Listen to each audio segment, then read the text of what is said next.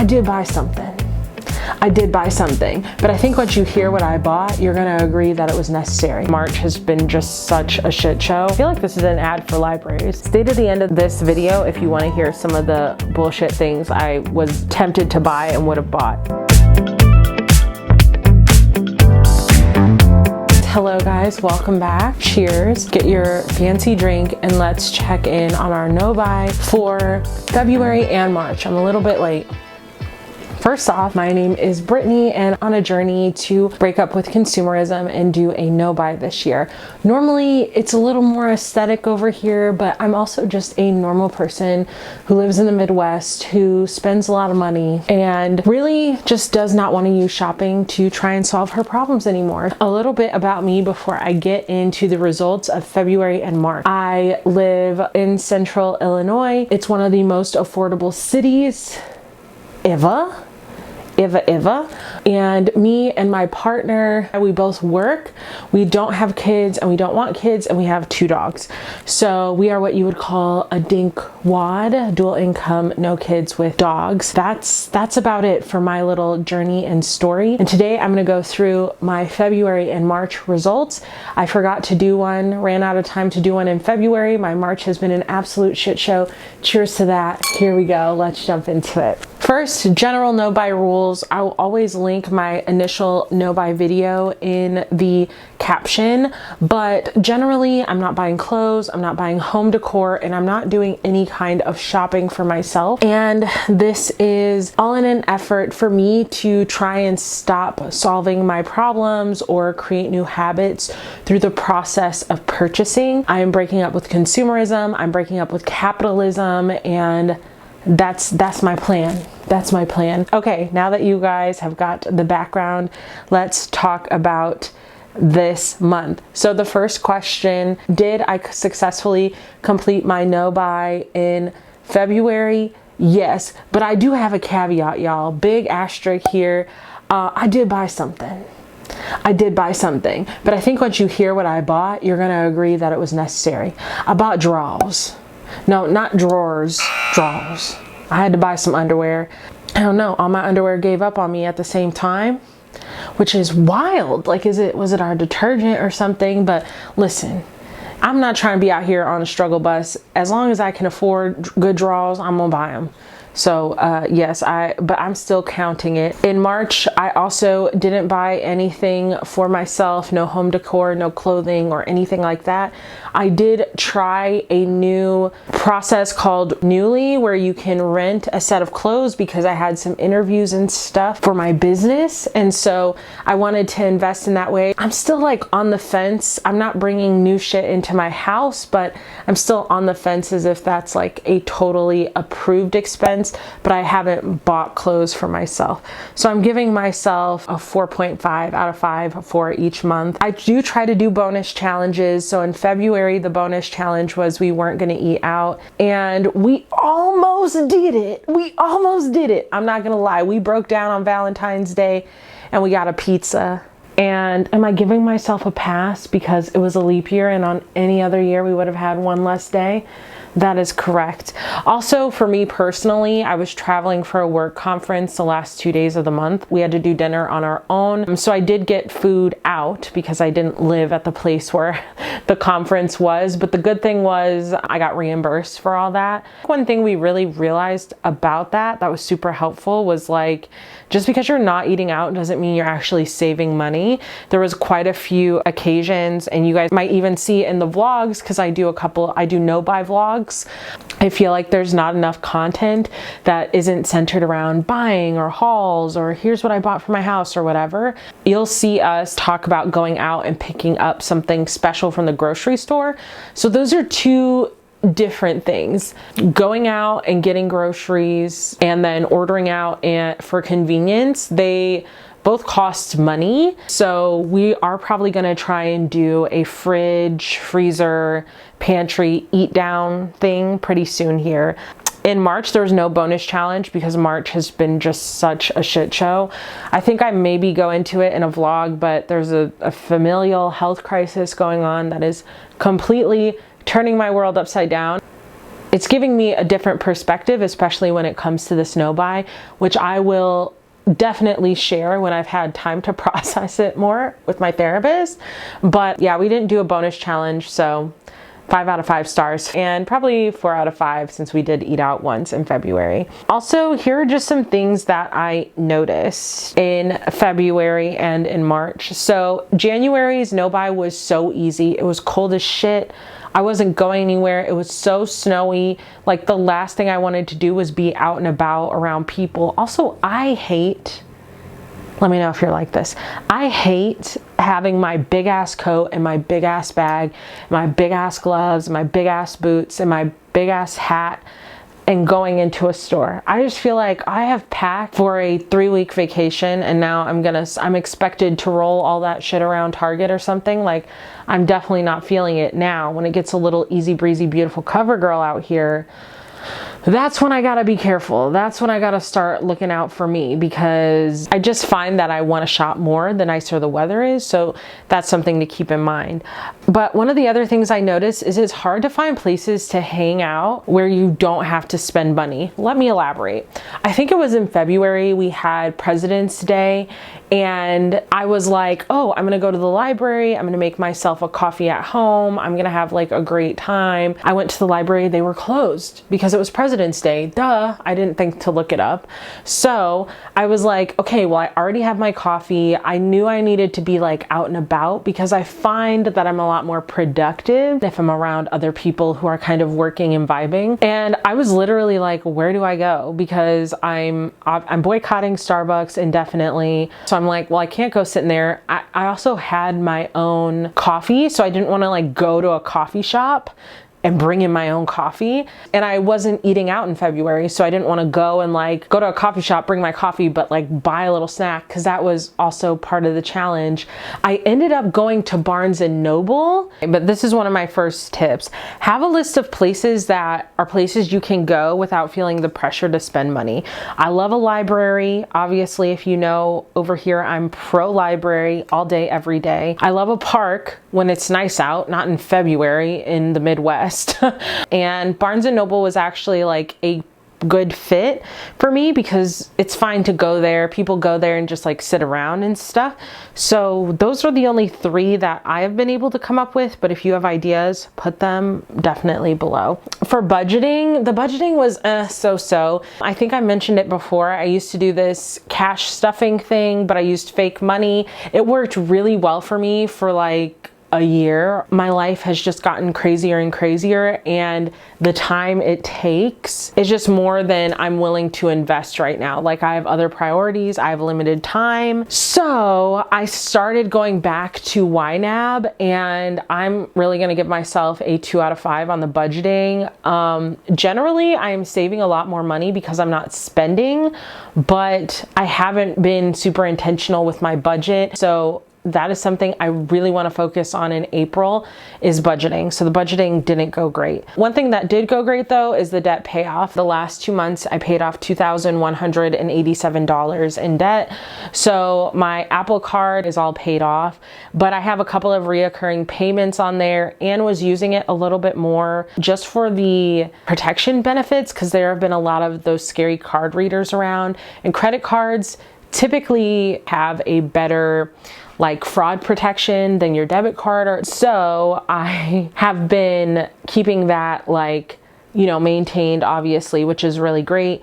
And then I also have my Chase card, which is like my bigger debt right now that I'm really working on. So right now Apple is paid off and Chase is on the to-do list, and I'm hoping to be able to like kind of debt snowball it and put it all towards Chase coming up this month. So my goal for this month is to pay off another $1,000, but I've been able to pay off 4 figures of debt each month that I've done this. Let's jump in to the general reflections over the last 2 months. So I told you already, it's hard to find spaces that you can exist in peace without spending money. I think that's a real problem, but I think it can be done with just a little bit of work and just getting a little creative. I think there are places where it's okay to hang out, but I do think capitalism has conditioned us, or conditioned me, I should say. If I'm in a space, I need to like earn my place in that space.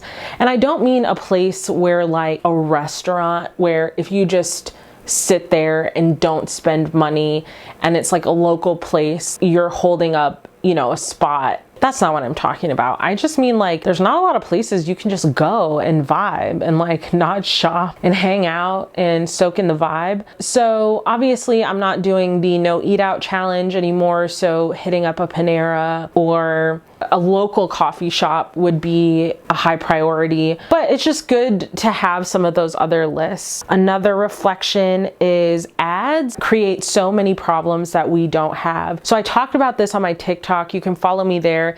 I'd only follow me there if you're interested in like life coaching stuff and no buy stuff because I intermingle the two. But ads on TikTok, on everywhere, they're all so problem centered, which we know is like a good marketing tactic, right? It's smart when you create a product to show the problem it solves, not just say what it does. But the problem is all of the marketing that I've seen for stuff lately is all of it is like, here's what you need. Especially on TikTok, it goes in waves. And right now when I'm filming this video, one of the products they are heavily marketing is this coffee table where it's like on hinges. So you can bring the coffee table up closer to you. And these have been around for a really long time and they're relatively cheap. Like they're on Amazon. Some of them can be just like $100 or whatever. And it's like, oh, on TikTok, you can get it for $80. And hasn't your normal coffee table been such a pain in the ass? Wouldn't you do so much work, get so much more done, and be so much more productive if you had a coffee table that could turn into a desk? And it's like, okay, I get what you're saying, but these ads are creating problems like we didn't even have 2 seconds before flipping to them. And now it is so easy to go from I don't have a problem to actually this ad convinced me I do have a problem and I can buy it all within probably a minute. Two things about this. One, understand that just because an ad is telling you something's a problem, take a minute, all right? Take a beat and decide for yourself if it's really a problem. If it's really a problem for you, also take a beat and decide if it's really a problem, like it's a problem because there's a habit I need to create to get through this, or it's a problem like there's a product I need to buy to get through this. Because oftentimes what we're seeing is like the context of the ad is telling us we need to buy something to fix the problem. But for me personally, I've noticed that it's more of like a habit change that I need to make to fix the problem. My next reflection is content is becoming more and more important to me. The content I consume, the warmer it gets. I told you earlier, I'm not a big cold weather shopper. I am a big warm weather, easy breezy, beautiful day shopper. There's nothing I used to love more than it's Saturday and the weather's nice and you just got paid and you're gonna run into TJ Maxx or whatever and spend all this money. I really do love that and I know that about myself. So I'm just trying to, one, avoid one of my main triggers, which is like content that is centered around people buying stuff, especially people with an aesthetic that I personally like, because when they buy something, I feel like I need it.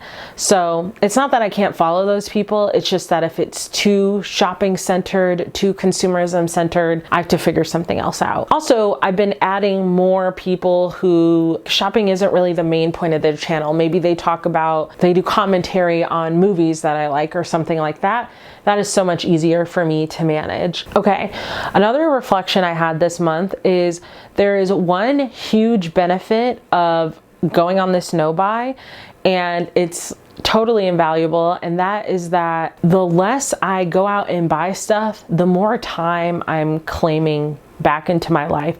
My life is really busy right now, but I feel like it would feel a whole hell of a lot busier if I was filling in some of the gaps with like shopping, even just scroll shopping, because I mentioned in a previous video that one of my favorite wind down activities used to be like scrolling through Amazon for an hour and just looking at shit I wanted to buy. I don't do that anymore because if I need to get something from Amazon, it's like, oh, we need an air filter or like we need batteries, and I'm not shopping for the best batteries. I just go, what kind of batteries have I bought before? Add it to the cart, and check out. Like, there's no reason for me to wait and consider. And so that's been really, really helpful. And you cannot buy time. And yet I feel like I'm buying my time back.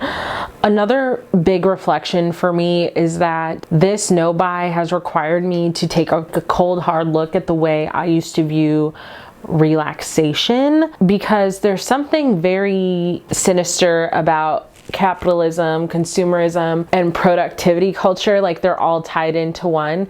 And I feel like shopping for me felt productive and relaxing because, one, I use shopping as a way to kind of avoid my problems or feel like I could buy into a habit. And two, it felt productive because I had a physical representation of the time that I just ate up. You know, it's one thing if I'm like out for 3 hours doing something and I come home and I have nothing. It's another thing if I'm out for 3 hours and I come home and I have bags and bags of stuff. Like, that feels like I did something. It's been really important for me to realize, like, relaxation just needs to look different.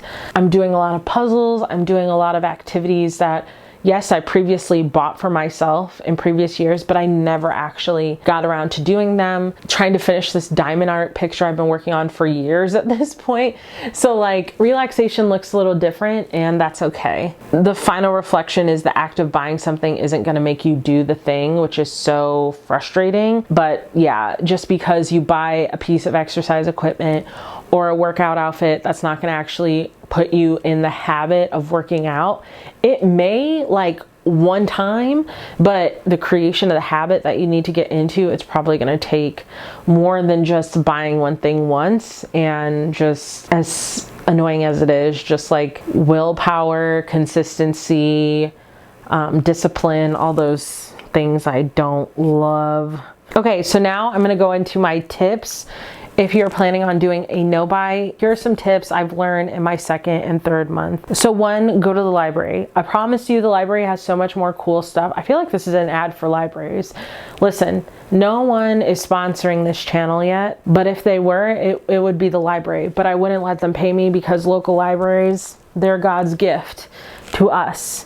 If you have a local library, not everyone has a local library. So first of all, you're hashtag blessed if you can get to your library in under like 30 minutes. And the other thing is, libraries are so fucking cool now. Like, I used to go to the library back in the early 2000s, the early aughts, as the kids say, and it was a fucking blast. It was a blast. They had DVDs, CDs that at the time you could burn onto your computer, which was like crazy. This is how old I am now. I always thought that when you burned a CD on a computer, it would make the CD you burned blank. Like, it would literally rip the music off the CD instead of copy it. Y'all, I did not know, but that was some magical stuff, because then you could have like a whole library of great music from your local library. It's not just books. It's also study rooms. You can also host events at your local library for free. Like, the library is so cool. So anyways, get in with your library, folks. Also, the library has plenty of stuff if you're staying home. So if you are far away, I'm sure many of you have heard of the Libby app that allows you to read books on your phone, your tablet, your Kindle, your Nook, whatever reading e-reader you have, for free. And then they also have like free movie and TV rental things. I love that. The other thing is, find out what your hobbies are and make sure that they're close and easy to access. I love a puzzle. We have a hobby room now, so I just leave the puzzle there. Like, so when I'm just like, I'm bored, I want to do something, I want to go spend money, I can just go down to my hobby room. My puzzle's already set up. I can turn on the TV and just vibe down there. And if I want to do something different, I have other hobbies and they're at the ready. If you collapse the kind of steps from, ugh, I don't want to know what I want to do, I should go shopping, if that was kind of your default before, have something that's even easier to do than getting in your car or going on your phone and going shopping, which there's almost nothing that's easier than that, I feel like. But It's a good tip. Ooh, find a way to mimic one of the things you loved spending money on. Highly recommend this. So I used to love going out and getting a coffee. I thought that was such a vibe. I thought it was the best thing ever. And it was. So going out and getting a coffee, I have mimicked that by making a badass coffee bar here and making delicious coffees at home. And when I make my coffee, I like sit down, I read a book, I just enjoy myself. And that's so important. The other thing is doing my nails at home. I never loved going to the nail salon, but I liked having my nails done. It made me feel like I was taking care of myself. So finally, over these years and years of buying all this shit to do my nails, I finally really honed in on doing my nails at home by myself. And that has really helped, especially since both of those activities, I make them like a whole activity. I don't just like pour myself a coffee and then do all the same shit I was gonna do at home. Like, it's ambiance. When I do my nails, I make sure my office is clean. I make sure a YouTube video or movie is on that I've been wanting to watch and it's like guilty pleasure. I light a candle. I have my favorite beverages. Like, it's a whole vibe, you know? The more we can make these things like so enjoyable is so great. Also, remember that some activities can be done with your friends if you're a very social person, but try to bring your friends and your family and other folks into your space. Show them the things that the hobbies you like, do things together with them, or just hang out, you know? It's freaking awesome. Another top tip is keep a running list of all the things you really want to buy and look at it like at the end of every couple weeks, and then just like do a strike through of the things that you are like, what is that? Why did I want that? I'm doing this right now because it is so funny to see the things that I'm like, I really want that. And if I wasn't doing a no buy, I would have bought it. Stay to the end of this video if you want to hear some of the bullshit things I was tempted to buy and would have bought. You can also, if you want, put the price of said items next to it and calculate all the money you've saved. And then finally, this one's from my boyfriend. He says that he used to have like a bookmark tab at the top, one that just sits up there for all of his shopping favorites, like things he wanted to buy.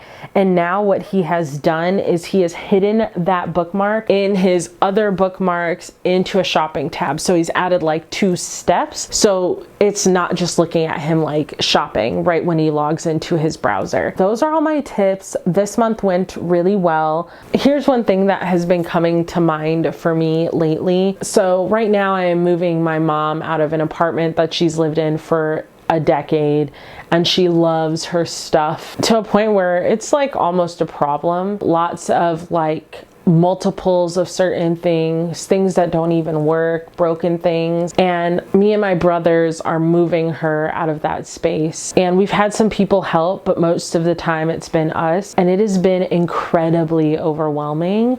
I just have to say that when shit really hits the fan in life, like really, there is no amount of stuff that helps you or saves you or brings you comfort. There are certain things that are like, this was helpful, but I think we know deep down when something is really helping us and really bringing us comfort and really enhancing our life. There's a very big difference between that and just shit that we surround ourselves with, to stop thinking about like larger issues or whatever's going on. And so I'm getting really serious here because the whole reason I started this series was because I knew I had a problem with shopping. It had been so, I don't know, frivolized, if that's a word. Having a problem with shopping was just kind of like, oh, such a cutesy thing to have.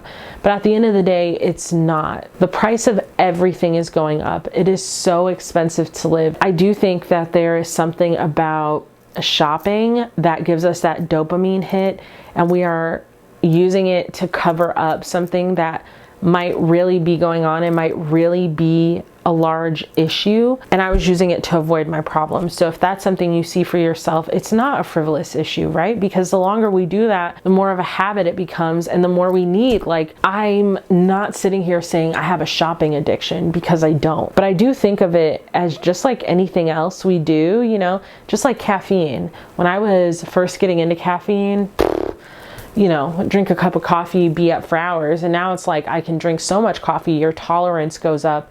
And so you need to hit higher and higher levels.